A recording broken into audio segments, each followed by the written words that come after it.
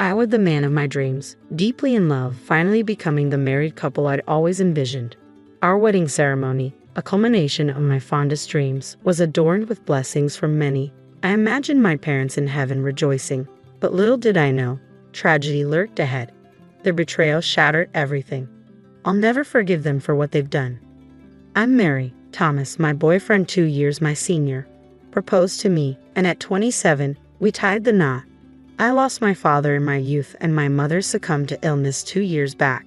Through it all, Thomas has been my unwavering support, lifting me in my darkest hours. Our wedding, on the anniversary of 2.5 years together, marked the start of our joyous journey as newlyweds. With Thomas's demanding job, we postponed the ceremony until the schedule eased. On his days off, we visited the venue, laying the groundwork for our special day. With the date set, it was time to compile our guest list. I was blessed with an aunt and uncle who embraced me as their own daughter. After losing my father, they stepped in, showering me with cooked meals in place of my busy working mother. Their presence filled the void when she was away, ensuring I never felt alone. When illness struck my mother, they shouldered her responsibilities, sparing me the weight of it all. Even in the darkest moments, my aunt's gentle reassurances buoyed my spirits, urging me to hold on to hope for my mother's recovery. With their unwavering support, I found the strength to weather any storm. It's why, when planning my wedding, I insisted they occupy seats reserved for family. Eager to convey my gratitude, I made a long overdue visit to their home. "Mary, congratulations on your marriage," my aunt greeted me, tears glistening in her eyes. "Thank you, Auntie. I've been thinking, I want you and Uncle to sit in the seats reserved for family at my wedding. Would that be all right?" "Of course," she replied, her voice filled with warmth as she reached for a large box. "Mary, why don't you open this?" Curious, I obliged, lifting the lid to reveal a stunning white wedding dress nestled inside. Crafted from exquisite silk, it exuded elegance with a touch of charm. Delicate lace adorned the neckline, while intricate flower embroideries danced along the hem, lending it an undeniable allure. Smaller in size, it was evident this dress was tailored just for me. Instantly enamored, I gasped in delight. "Why this dress?" I inquired. "Well, your mother, my sister, she made it," my aunt explained softly. "What? Mom made this?" I exclaimed, disbelief coloring my voice. "Yes. Despite her illness, she poured her heart into every stitch, envisioning this day for you. She asked me to give it to you if ever you married. This dress embodies all the love she held in her final days.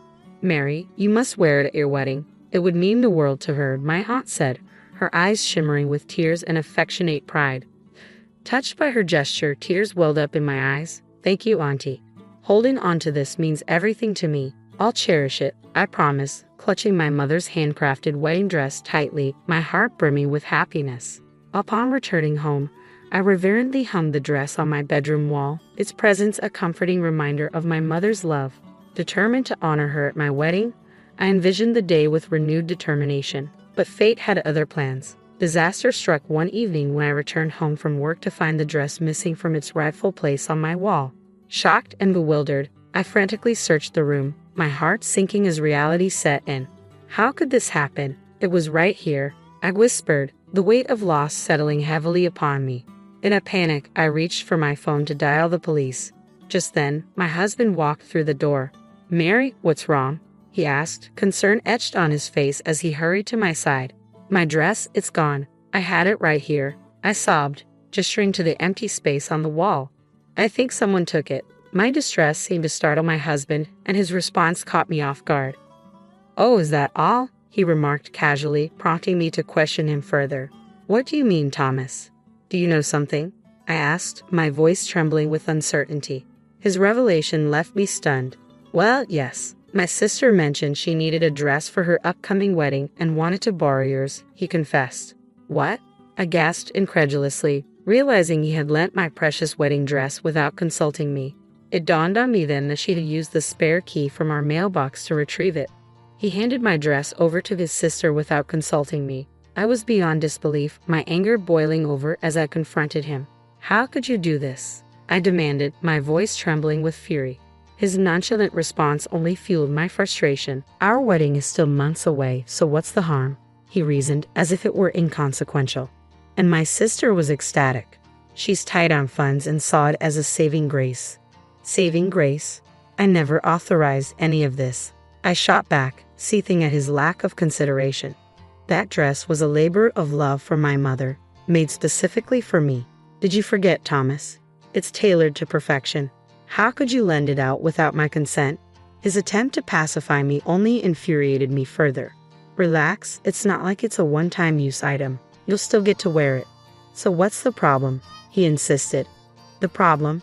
It's crystal clear. Why should your sister wear my dress before I do? It's just plain wrong, no matter how you spin it. Despite my efforts to convey my frustration, my husband remained obstinate, refusing to apologize or acknowledge his error. His dismissive attitude only fueled my anger further. Mary, you're overreacting. You need to stop acting like a spoiled child, he retorted, his words a stinging rebuke. Spoiled? How can you say that? This dress holds sentimental value. It was made by my mother for me. It's nonsensical for your sister to wear it before me, I countered, exasperated by his callousness. His indifference pushed me to my breaking point. I'm going to your parents' house tomorrow to retrieve the dress, I declared firmly. Tomorrow?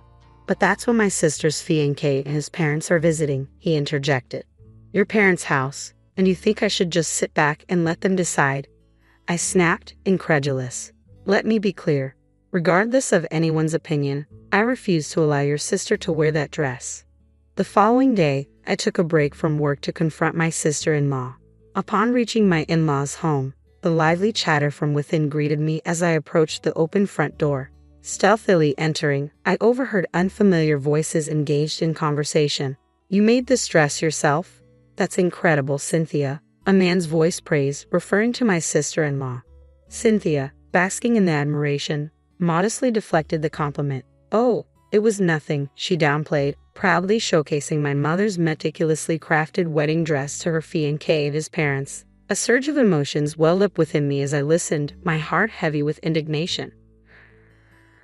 Claim of creating her dream dress struck a nerve. That dress was a symbol of my mother's love, crafted expressly for me. Without realizing it, I found myself drawn towards them, propelled by a mix of anger and hurt. Storming through the entrance, I snatched the wedding dress from my sister-in-law's grasp and declared, "This belongs to me," in front of the astonished onlookers. All eyes turned towards me, except for my sister-in-law, who paled at my assertiveness. Cynthia, is this true? Her fiancé questioned, prompting her to offer a feeble defense. No, it's not what you think. I really did make it myself. Realizing the futile nature of the conversation, I turned my attention back to Cynthia. Why don't you try it on then? My mother tailored it to fit me perfectly. It won't suit you. It was evident that the dress, designed for my petite stature, wouldn't flatter her taller, more athletic frame. What's going on? My husband's voice cut through the tension, finally making an appearance. My sister must have called him. He fumed, his face flushed with anger. Mary, what on earth are you doing? Are you trying to sabotage my sister's wedding? Sabotage. If anything, it's my wedding that's in jeopardy. I shot back at my husband, bracing myself for another outburst. Just stop. We called off our wedding, so hand over that dress to my sister. What? Called off? I stammered in disbelief. That's correct. We called it off, he asserted firmly. My sister mentioned she's tight on funds, so we decided to gift her the $50,000 we saved for our wedding. And since we're not getting married anymore, we don't need that dress, do we? You lent out my dress without asking, canceled our wedding, and gave away the $50,000 we saved. Have you lost your mind? The realization hit me like a ton of bricks. Our marriage held little importance to him. With a heavy heart, I fell silent, feeling my love for my husband wane. Canceling the wedding was one thing, but I wanted to cherish this dress forever. And now, because of these thoughtless actions, just then, my sister-in-law's fiancé rose to his feet, his voice heavy with resignation. I guess that settles it. What? Everyone was stunned. Wait, you can't be serious. You're calling off our engagement. Why? In response to my sister-in-law's plea, her fiancé fixed her with a steely glare. Why? It's plain as day. I can't marry someone who's capable of such deceit without a second thought. It's out of the question. Even his parents mirrored his sentiments, their quiet anger evident. Well, that settles that. No more talk of marriage, my fiancé declared, ready to leave with his parents. But just as they were about to depart, My sister-in-law burst in, frantic and desperate. Hold on a minute. It's ridiculous to call off the engagement over something like this, isn't it? Mom, Dad, you don't agree, do you? Despite her impassioned pleas to her parents, it was too late. Why are you glaring at me, Mom, Dad? My sister-in-law's plea fell on deaf ears as her father erupted with force. Get out, you disgrace. His words struck like a blow, reducing my typically resilient sister-in-law to tears. How could you be so heartless? This is too much, she sobbed. Stop crying. I don't recognize you anymore. Her father rebuked, his voice filled with disappointment. I can't accept someone who shows such disregard for others' feelings as my daughter, her mother added sternly. Witnessing his sister's distress, my husband stepped forward to intervene. Mom, Dad, please calm down. There's no need to blame Cynthia like this. And you, Thomas, how dare you overlook Mary's feelings? Leave this house with Cynthia, his father added, his tone unwavering. You foolish son, his father's words rang out, stunning my husband into silence, his expression one of disbelief. Then, to my surprise, my mother-in-law approached me, bowing her head in apology. I'm deeply sorry, Mary. We were misled to believe that the dress was handmade by our daughter. No, it's all right, but I can't continue living with Thomas, I responded, my heart heavy with resolve. That's understandable. Our daughter is at fault here. You should move forward with your life without any concerns, she assured me. Her words struck a chord within me. Despite the turmoil, I couldn't shake the guilt of parting ways with my in-laws who had always treated me with kindness. Nonetheless, staying with Thomas was no longer an option. Mary, I'm sorry. Truly, I am. We'll make things right. Have a proper wedding. Please don't mention divorce, my husband pleaded, his tone shifting dramatically after his parents disowned him. But I couldn't fathom reconciling with a man devoid of spine. I'm forging my own path now. I can find happiness without you. His plea fell on deaf ears as I stood firm in my decision. Witnessing my resolve, my husband sank to his knees in defeat. After bidding my in-laws a heartfelt farewell, I left their home, packing my belongings and seeking refuge at my aunt's house. Though initially surprised, she respected my decision and welcomed me with open arms. My aunt skillfully repaired the torn dress, restoring its former glory. With my mother's dress refurbished, I sought alimony from my ex-husband, and we finalized our divorce. Unbeknownst to me, he had been diverting our wedding funds to my sister-in-law, which resulted in a slightly higher settlement for me. Both my husband and sister-in-law faced the consequences of their actions and were disowned by their parents, now residing together in our former home. Meanwhile, my sister-in-law, who had planned to be a homemaker, found herself jobless after quitting her job. Now, my ex-husband bore the sole responsibility of supporting them both. Reflecting on my experience, I resolved to be more discerning in choosing a partner if given another chance at marriage, ensuring a beautiful wedding while wearing my mother's cherished handmade dress. I really thought Mom had a lot of money saved up. I mentioned it before, right? It's time to kick her out. Why keep a jobless person here? I've been living here for 3 months, and my son and his wife used up all my savings. They treated me badly. I had enough, so I left quietly. Then, my son called me. Mom, what's happening? Tony sounded worried on the phone. Around that time, something I did became big news across the United States. I'm Sarah, and I'm 70 years old. I lived in France for a while, but I got sick, so I came back to the States. My old apartment was gone, so I asked my son and his wife if I could stay with them for a bit. Tony, my only son, is 44 and works in an office. He and his wife, Alice, don't have kids, and they live quietly. We lost touch while I was away, but I decided to reconnect, and Tony seemed happy to hear from me. I explained my situation and asked if I could stay for a while. Tony agreed, though he seemed unsure. It felt awkward to rely on them, but the happiness of being with family again outweighed my doubts. With a mix of nerves and happiness, I took a taxi from the airport to their house. When I got there, Tony and Alice greeted me at the door. Tony seemed glad to see me, but Alice looked upset. I plan to stay here for a few months. My stuff will arrive later, I said, leaving my carry-on bag and heading to the living room. We talked about our lives, jobs, and my time in France. When Tony asked why I moved there, I just said, I wanted to enjoy the French countryside as I get older.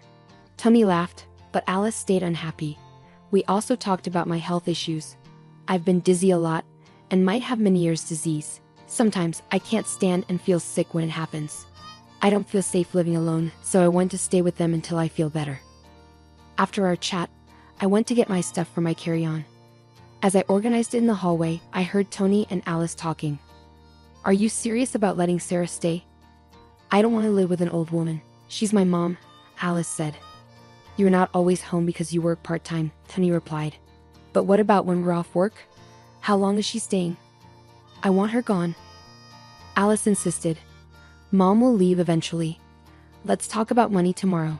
Just keep it down, she might hear you," Tony warned. "She can't hear us, she's old." "Old age brings sharp ears for insults," Alice said. There I was hearing their conversation in the hallway.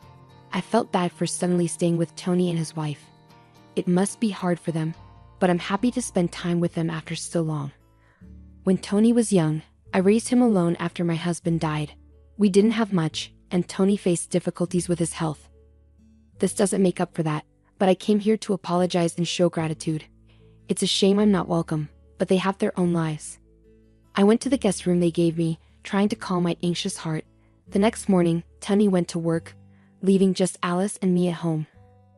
While I was doing some crafting in the living room, Alice came up to me. "Hey Sarah, can you clean up this mess?" I looked around and saw fabric scraps and threads scattered about. "Oh, I'm sorry. I'll clean it up. Do you want to see what I'm making?" I showed her the small pouch I was sewing, with a little green turtle design. "It's a turtle pouch. I love turtles, so I make crafts with turtle themes.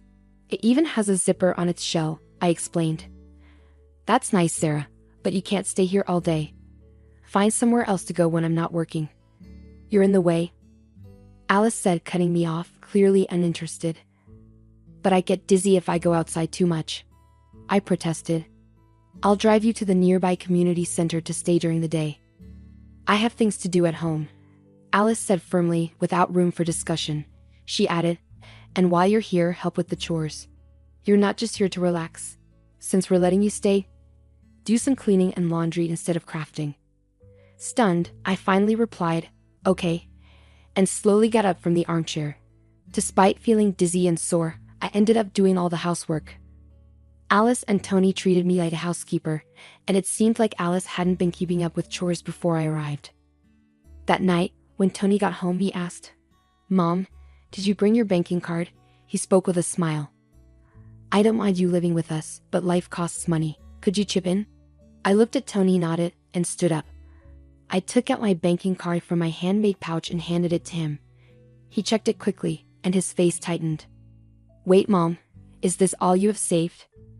Any other accounts?" I replied, "That's all I have. I don't need much at my age. No chronic illnesses or anything." I smiled as the conversation continued, but Tony's expression darkened. "This isn't enough money, not even $10,000.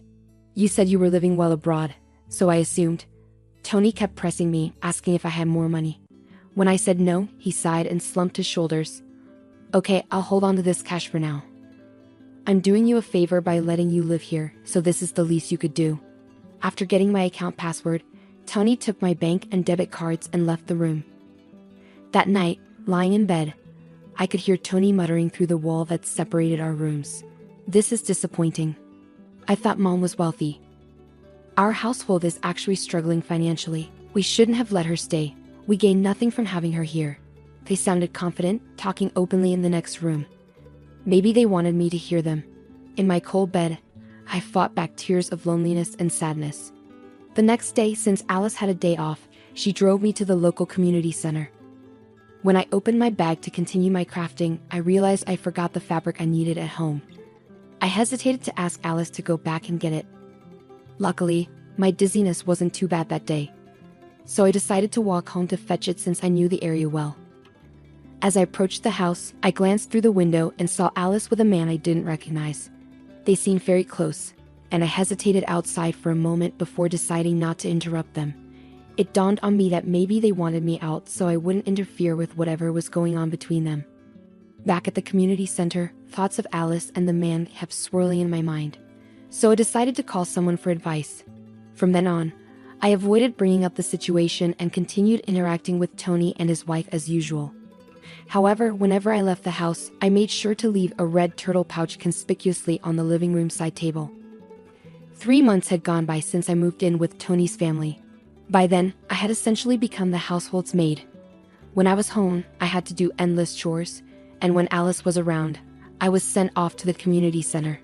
Most of my savings had been drained by Tony, who had a gambling addiction. He spent most of his free time on lotteries and slots, likely stemming from financial hardships he faced as a child. At first, I tried to talk to him about it, but it always ended in anger. After enduring 3 months of hardship, I reached my breaking point. One night before a long weekend, I decided to address something I've been pondering. Tony, Alice, I want to thank you for letting me stay with you. Tony, I know I caused difficulties for you when you were young due to our financial situation. I apologize for any trouble I've caused, but I'm grateful. I presented a homemade turtle pouch from the table. It was green with a zipper on the shell. This is a token of my appreciation to both of you. I hope you'll accept it. To my surprise, neither Tony nor Alice showed any interest in my handmade gift. Mom, enough of that. Can't we access some funds from your French account or something?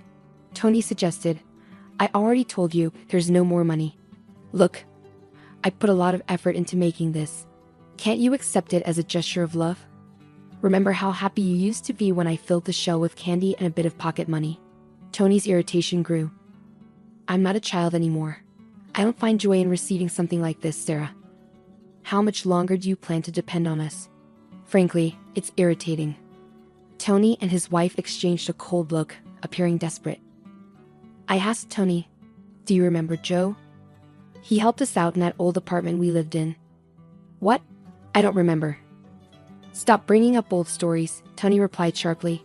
A heavy silence settled between us as I held onto the turtle pouch tightly, feeling the paper inside.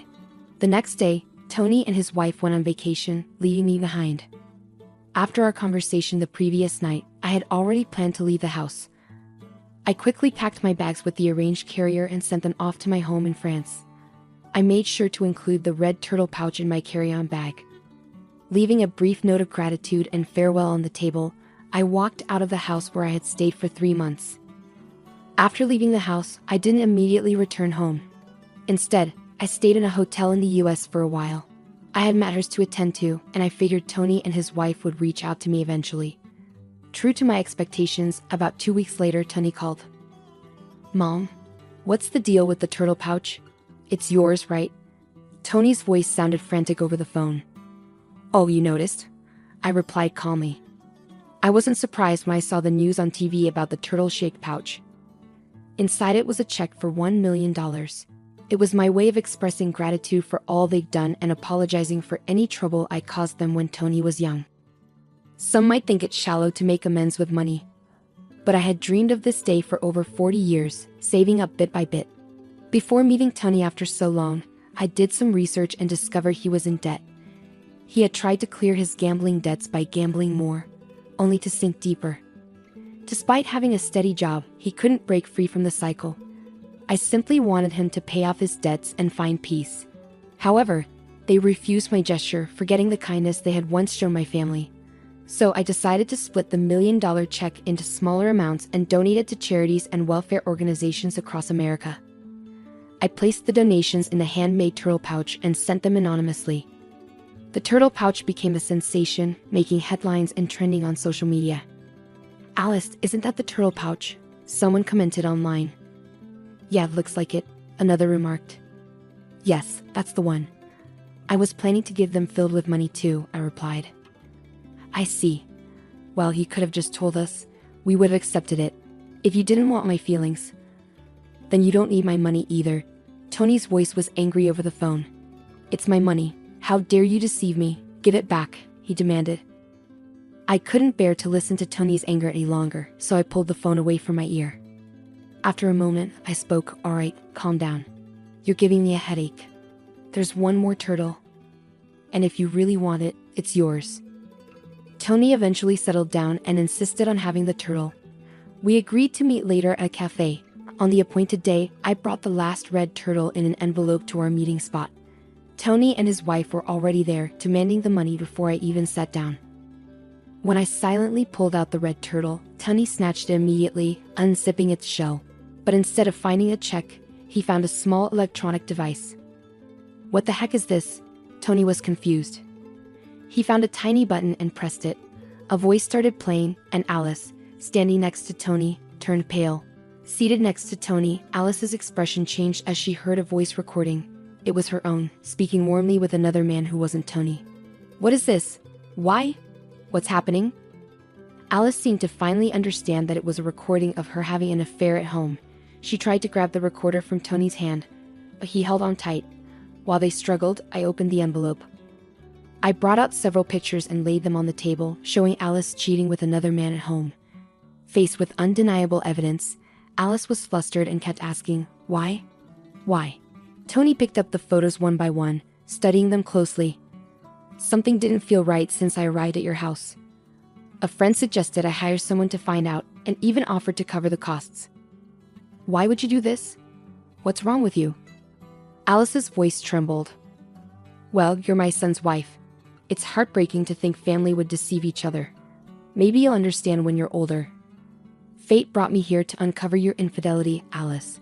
Have you been lying to me this whole time? Tony's disappointment was evident in his voice. Tony, when did this start?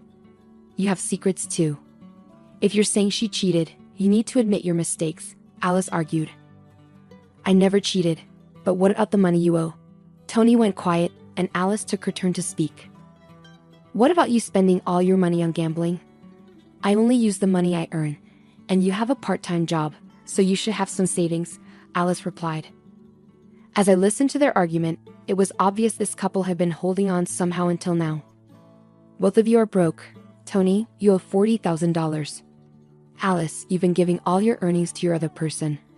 I had someone check your finances too, I interrupted. Both Tony and Alice were really surprised, and they started yelling at each other. I was stunned when I found out about the investigation results. This couple was really close to running out of money. Listen, if we get Mom's money, we can pay off the debt.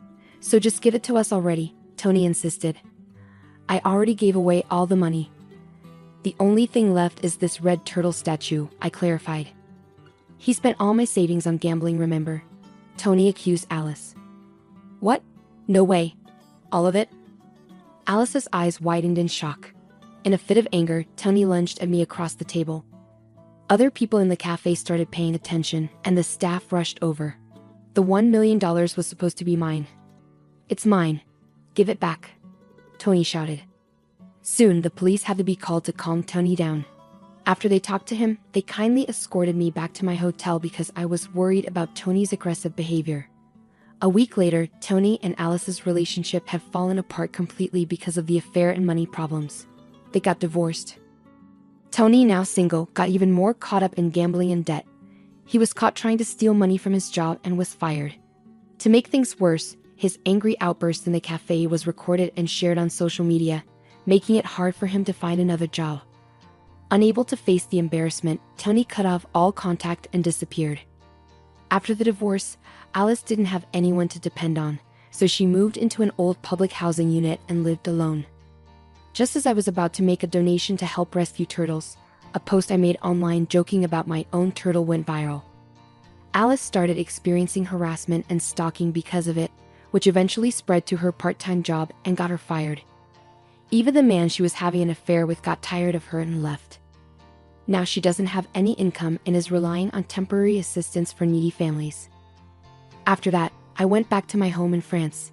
Once I finished unpacking in my apartment, I changed into a dress smoothly. While I was going over some work documents, I heard a noise at the door. It seemed Joe, my roommate, had come back home. Hey, Madam President. Welcome back. How was your trip to America? Joe greeted me with a smile as he hung up his coat and put down his bags. Hey Joe, I'm back, and look, I brought back so many souvenirs, I said excitedly. Wow, all my favorites. Thanks. I'll bring some to the storytelling event at the community center tomorrow, Joe said happily. Joe carefully examined each souvenir on the table, his face glowing with delight. After we both got back on our feet, Joe and his wife moved away for work. Years later, we unexpectedly met in the city, and I started helping with a support program for people in need that Joe had started. By then, Joe's wife had passed away, and we began working together as partners in both business and life. I've been leading the organization since Joe retired a few years ago. What began as a small initiative by Joe and his late wife has grown into a large international organization over the past 30 years. Currently, our focus is on helping single moms raise their children. A few years ago, we moved to France to study their advanced support systems. While we've become well known in France, we're still not widely recognized in America. I plan to expand our activities there soon and wanted to spend some time with Tony and his family just as a mother before they found out about my work. In the end, I couldn't get them to understand how I felt. But that's their decision. Even though it was brief, I was happy to spend time together as a family. Now at 70 years old, I believe age is just a number. There's still so much I want and need to accomplish. I straightened my back in my dress and began pondering my upcoming international speech for tomorrow. See, it's clear now. All the money goes to your brother, as stated in the will. No need to doubt it, said the person in charge of the will. What? Are we really allowed to take all this money? My husband asked, looking at me and my happy sister-in-law. The will says that my brother gets the whole $100 million inheritance from our father. I feel really sad reading it. Does this mean I've lost everything and have to stay with this terrible man forever? But then, my brother says one thing that changes everything. My name is Catherine. I'm 55 years old, and I'm a housewife. My husband's name is Robert, and we've been together without any children. Robert is what you might call a typical male chauvinist. Ever since we got married, he's been in charge, and I haven't been able to speak up or share my opinions. Robert is 10 years older than me. He doesn't treat me with any respect. I feel like I'm his servant, always doing household chores. And if I do something he doesn't like, he's quick to criticize me. He even blames me for us not having children, which makes me cry almost every day. I've thought about divorcing him, but I don't want to worry my family, and I don't have the money to support myself. So I've been enduring his mistreatment and trying to stay strong despite his hurtful words. The only person who gave me any emotional support was my father. My father used to be a successful businessman. He built a company from nothing and turned it into a big company. Even though he worked a lot, he cared for my brother and me in his own way. But after my mother died in a car accident shortly after I got married, my father threw himself into work even more, maybe to distract himself from the loneliness. It was clear that my father's excessive work had taken a toll on him. He had a stroke and had to go to the hospital. Thankfully, his life wasn't in danger, but he was paralyzed on his left side. This was the cost of pushing himself too hard for so long. I managed to convince him to retire. I was worried about him being alone, so I convinced my husband, and we moved in with my father. Once he stopped working, my father seemed to age quickly. He started showing signs of dementia and soon became bedridden and needed constant care. Taking care of my father on top of everything else was overwhelming. I had to handle the housework, look after my husband, and now take care of my father, who had dementia. Sometimes he would be quiet, but other times he would yell and move around a lot, especially at night, or he would wander off. I was always tired from lack of sleep, stress, and the constant work. But sometimes my father would have moments of clarity, and we could talk peacefully like we used to. He would often thank me and sadly smile, saying, "I want to leave you with as much as I can." After 3 years of taking care of my father, he passed away. While I felt relief from the burden of caring for him, losing my father, who was my only emotional support, left me feeling incredibly lonely and sad. My only hope now was my father's inheritance. The inheritance amounted to $100 million, which would be split evenly between my brother and me, making it $50 million for each of us. With that much money, I could finally escape from my awful husband. It was my only chance for a better life. A few days later, my husband Robert and our eldest son's wife Naomi called me to discuss the inheritance. My brother, Naomi's husband, had been working overseas for a while. He came back for the funeral but had just left again yesterday, so Naomi was there in his place. "We found your dad's will in the back of a drawer. Luckily, it wasn't sealed. So let's take a look at it right away," Naomi said. "A will? I didn't know there was one. I was taking care of my father every day, but I never saw him writing a will. It bothered me that my husband, who didn't care much for my father, knew about it." I felt uneasy and had a bad feeling, Catherine thought. "Let's read it," Robert suggested. "All of my assets will be inherited by my eldest son Ken. dated April 1st, John Smith. Naomi read aloud. That's it? Catherine couldn't believe what she was hearing. She always thought her father's estate would be split equally between her and her brother. It was hard to believe that all of her father's $100 million estate would go only to her brother. Well, hold on a second. That doesn't make sense. Why would it be like that? Catherine questioned. My husband handed me the will and urged me to look at myself as I started to panic. Sure enough, it was written in the will, with my father's signature. I immediately suspected that the will might be fake. My father had always been fair to both my brother and me, and he wouldn't have favored just one of us. But could my kind and honest brother really keep all the inheritance for himself? As I pondered this, my brother's wife burst into laughter. Wow, we get to keep all of his money. It feels a bit wrong, but if that's what he wanted, we have to respect it, right? She said. I couldn't accept this at all. As I held the will silently, both my husband and my brother's wife glared at me. Hey, are you doubting this? If so, you can bring in a handwriting expert or something. Just because it's inconvenient for you doesn't mean you can start doubting it. You really have a bad attitude, my husband scolded. I'll do that, Catherine murmured quietly, deciding to have the will checked by an expert. To my surprise, the results showed that the will was undoubtedly written by my father himself. I was disappointed and fell into despair, thinking about the past. I had spent my life taking care of my husband and my father, enduring my husband's anger and hurtful words. It was painful, but the time I spent with my father was happy. I believe he cared for me too. The thought that my beloved father didn't care about me was more shocking and unbearable than not receiving the inheritance. I might have to leave this familiar house and land because they are part of my father's estate. My hope of divorcing my husband also seemed impossible now. When I told my husband about the appraisal result of the will at home over the weekend, he sneered at me with a self-righteous face. That settles it. All the inheritance goes to your brother. Don't go meddling in things anymore. The will was real. Always doubting, you worthless wife, he said, leaving the house after saying those words. Lately, my husband has been spending a lot of time away from home. He comes home from work very late, and he's often not home on weekends like this. I found it suspicious, but I tried to avoid seeing my husband as much as possible. Surprisingly, I felt relieved. Despite my husband's objections, I wanted to talk to my brother directly about the inheritance. Even though he worked overseas and was always busy, he was a kind and dependable person. I made sure beforehand that he wasn't too busy, then I gave him a call. After exchanging some brief greetings, my brother once again apologized for leaving the care of our father entirely to me and thanked me for handling the funeral and various procedures. Don't worry about it.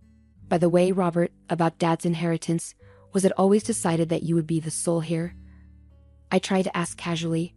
It was hard to bear the thought that maybe I wasn't loved by my father, but I wanted to discuss it properly. Huh? What do you mean? All of the inheritance goes to me, my brother sounded surprised. I thought Naomi had told him, but it seems he was hearing about it for the first time, but the will was genuine, so the result wouldn't change. I explained the situation to my brother. I see. So the handwriting on the will is definitely Dad's, and that's all it said, huh? Got it. I'll need some time to think this through. I'll get back to you. I'll also make sure Naomi doesn't do anything until I've made a decision, my brother said before ending the call. I waited patiently for my brother's next move, feeling both intrigued and hopeful. A few days later, my brother contacted me again. He suggested that I look into Naomi's suspicious activities by hiring a private investigator. He also advised me to claim my rightful share from him. This legitimate share is the minimum amount of inheritance guaranteed to a family member, based on their position in the family. In my case, I could claim a portion from my father's $25 million inheritance. Even though the will said all the inheritance should go to my brother, this legal provision would still entitle me to inherit $25 million. However, my husband and my brother's wife were not happy with my decision. The decision has already been made. Don't mess it up now, they protested. But there was more to my brother's advice. I'm not asking for the $25 million. All I want is this house filled with memories of our father and the land. The total estate is worth $100 million, but the real estate property is only worth $10 million. I'll give up all the rest of the inheritance to my brother. Still, the two of them continued to argue. If this continues to escalate, my brother has instructed me to hire a lawyer to join the discussion. If it comes to that, I'm sure I'll inherit $25 million exactly, I asserted confidently. My husband and Naomi fell silent. Eventually, it seemed like they realized it was more beneficial to settle for the $10 million worth of real estate.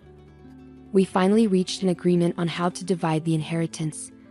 A few days later, I received the results of an investigation I had requested about Naomi from a private investigator. I immediately contacted my brother.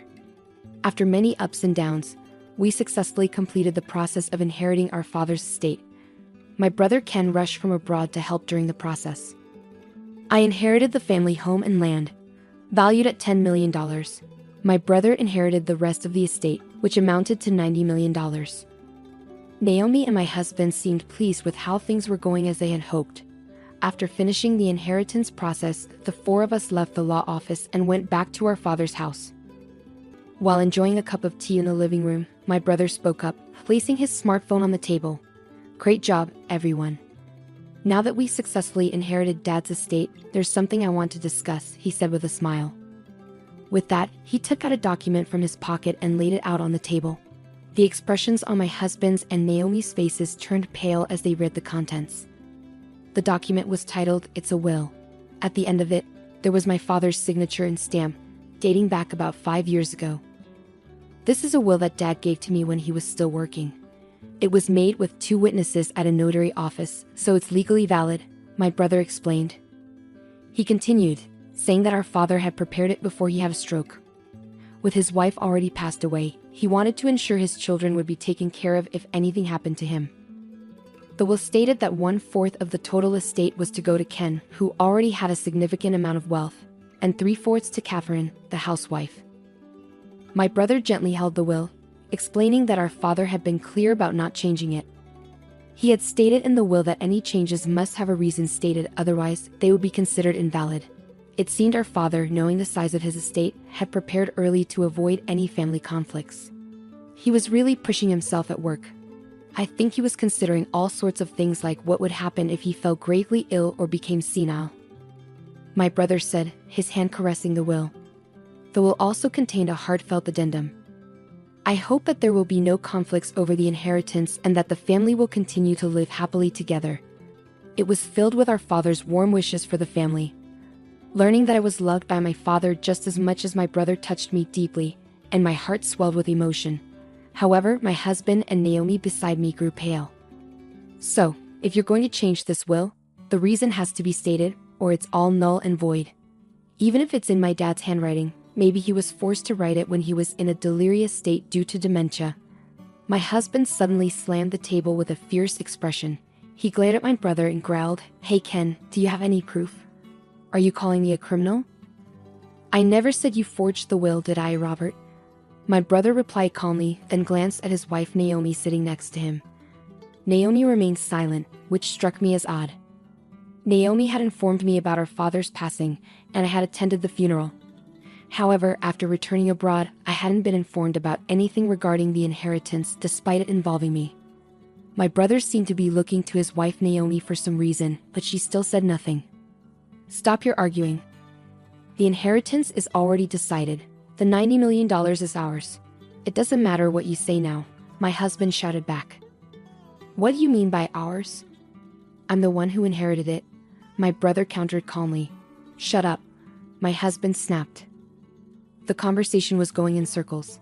"I'm not sure what you mean, but the $90 million I inherited is just worthless paper," my brother said calmly. "What?" my husband exclaimed, surprised. My brother explained patiently. "Our father's estate was valued at $100 million. Apart from the real estate, all the assets were stocks in our father's company. When our father was in charge, the company was doing well, and the stocks were valuable. But after he stepped down, the company started losing money, and it looked like it might go bankrupt. In the 3 years before he died, the stocks that were once worth over $90 million became practically worthless." But that can't be true, can it?" my husband stammered. "It's the truth. I inherited knowing that. I plan on restructuring my father's company, and since it didn't involve you, I didn't tell you," my brother explained. My husband seemed shaken and muttered to himself. He couldn't seem to accept the reality of the situation. That's when Naomi finally spoke up for the first time. Hold on, wait a minute.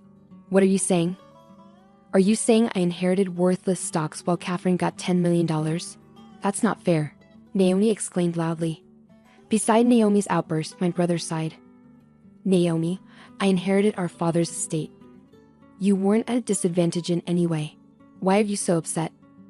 But I thought we were getting all of that $100 million. I had plans for it. My husband glared sharply at the flustered Naomi. So you and Robert were plotting to get all of our father's money, and while doing that, you were having an affair, weren't you? My brother accused. Naomi and my husband remained silent, frozen in place. Why? Naomi muttered hoarsely. My brother glanced at her before continuing. After our phone call, I started suspecting Naomi. Why didn't she talk to me about the inheritance? Why had her interactions with me been so brief lately, and why had she started ignoring my calls? I thought something was fishy, and when I saw her pictures on social media, I knew she was cheating on me. And soon, I'll be getting a lot of money. I'll be living like a famous person. I've been discussing with my girlfriend how we'll spend it. She said we'll have a blast when we get the money. I'm thrilled. But Naomi, I don't recall talking about this with you. I wonder who this girlfriend is. No, wait. You're misunderstanding, Naomi interrupted. Ignoring his confused wife, my brother brought out a bait envelope. He took some photos out and placed them next to the will. They showed Naomi and Robert going into a hotel together, looking very close. It was obvious they were in a tight relationship. I've been overseas, you know. I hired a private investigator to look into things because I was curious about your girlfriend, my brother said, showing the solid proof. Naomi started trembling. Looking at Naomi's affair partner, my husband, I noticed he was furious, completely red-faced, which was quite different from the pale Naomi. Curse you, poking around like some creep. What's all this nonsense about your silly will in these photos? It's absurd. My husband exploded. Stop. Suddenly, Naomi raised her voice. She approached my brother with a fake charm, like a bad actor. Hey, you're mistaken. It's all a mix-up. It's all Robert's fault. He convinced me that if I went along with him, I'd get all of your dad's money. Hey, wouldn't you want to get $100 million? I thought it was for your own good. My husband, who felt deeply hurt, stared at Naomi in shock. This photo, we were just fooling around. You were always away, and I felt lonely. But you're also to blame, right? Please forgive me. The $90 million is off the table now. Let's take the $10 million from Catherine's property. Did you fake the will? I asked. Huh? No way. Robert did it. He said it was simple and had it written by your dad. Look, it's not my fault, Naomi explained. When the truth about the fake will came out, my husband got furious and tried to attack Naomi, but my brother stepped in quickly. You jerks. You've got nothing on me. You'll pay for this in hell. My husband yelled, kicking a chair. While he raged, my brother calmly watched and casually took out his phone. Oh, looks like my phone was recording the whole time since we got home. I forgot to turn it off. My husband went pale and fell silent. By the way, I didn't mention it earlier, but this room has security cameras that record everything. I installed them because of Dad's bad memory, just in case something happened, my brother added. In the quiet room, only my brother kept speaking. Forging a will is a serious crime. Your earlier threat could get you in legal trouble. There's a police station nearby, and they'd be here soon if we report it. But since the inheritance matter is settled now, and if you promise not to touch Catherine's things again, maybe we don't need to involve the police. What do you say? While saying this, my brother began using his phone. I might as well send this recording to my computer overseas. After silently watching everything, I pulled a document from my bag and handed it to my husband. Robert, I want a divorce. Wait, hold on. Think about this. I'm sorry. We've been together for so long, haven't we? Who do you think has been providing for you all this time? My husband pleaded. I've had it. No more excuses. Either agree to the divorce or I'm calling the police, I said firmly, gripping my smartphone tightly with a determined expression. Robert slumped his shoulders and nodded. Naomi, it's over between us. You were planning to take the money and be with Ken, weren't you? I heard your conversations with him from a private investigator, I accused. Naomi hung her head, covering her face with her hands. After our divorces, my brother and I went our separate ways. Robert moved out of the house, thinking he had secured a significant inheritance, only to find out it was worthless. Naomi revealed the truth about the forged will, and everything that unfolded in the living room was captured on camera. Robert must have been furious, but he was powerless. The surveillance camera, initially installed for my father's care, also documented evidence of Robert's emotional abuse. Even if I had inherited my father's assets, I planned to use them as evidence in a divorce trial if Robert resisted. When I shared this with my brother, he suggested we utilize the camera too. After the divorce, rumors of Robert's affairs spread at his workplace, leading to him losing his job. His colleagues had seen him frequenting hotels with a woman who wasn't his wife. With his parents gone and now jobless and homeless, Robert vanished. While I had sought a portion of his assets, I wanted nothing more to do with him, especially after inheriting some wealth. Naomi, the woman Robert cheated with, faced the same downfall as him. Despite pleading, "I don't want us to end. Please don't leave me." During the divorce proceedings with my brother Ken, the divorce was finalized when solid evidence was presented during mediation. Naomi had been spending recklessly while Robert was absent, but she was stuck with the bills, leaving her with nothing. Since she hadn't been working and had no home to go back to like Robert, she's now struggling to get by in a rundown public housing project, relying on welfare. Meanwhile, my brother Ken continues to work overseas, but he's selling the house he shared with Naomi and will be moving in with me into our father's house. With Ken's financial help, my life has become more stable, and I've been able to live comfortably. The value of the land left by my father has been steadily increasing, now worth over $100 million. Free from the responsibilities of caring for my dad and the emotional abuse from my ex-husband, I'm finally living a peaceful life, with time for myself. Alone in a spacious house, I started to think about how to make the most of it. Around that time, I watched a TV show about foreign exchange students staying with host families, and it gave me an idea. I decided to open up my spare rooms for rent. I offer affordable rooms to college and exchange students, and now my house is bustling with life. We share meals, play games, and help each other with schoolwork. It feels like we're one big happy family.